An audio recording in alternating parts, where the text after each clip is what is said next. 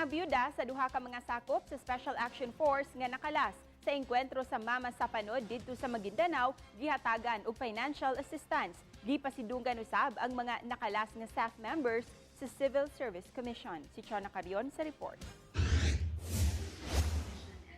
Parangal sa lingkod bayan alang kang PO1 Romeo Simpron o PO1 Wendell Candano ang gihatag nga pasidungog sa Civil Service Commission. Kini aron pag-ila sa ilang bayanihong buhat nga gibugtian sa ilang kinabuhi. Si Simpron ug Candano duha lang sa 44 ka mga sakop sa Special Action Force kun SAF nga nakalas atol sa engkwentro tali sa mga sakop sa Moro Islamic Liberation Front ug sa grupo sa international terrorist nga si Marwan didto sa Mama sa Panod sa Maguindanao.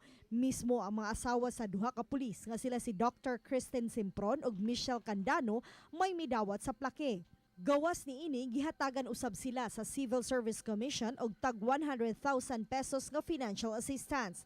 Mapasalamaton ang mga byuda sa pag-ilang nga gihatag sa kagamhanan tungod sa nahimo sa ilang mga bana. We're always appreciative and happy of, especially for this award na at least murag their efforts have been recognized.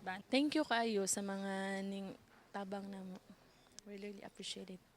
Sakit alang kanila ang kamatayon apan hinahinay na kini nilang gidawat apan di gyud mahimong makalimtan.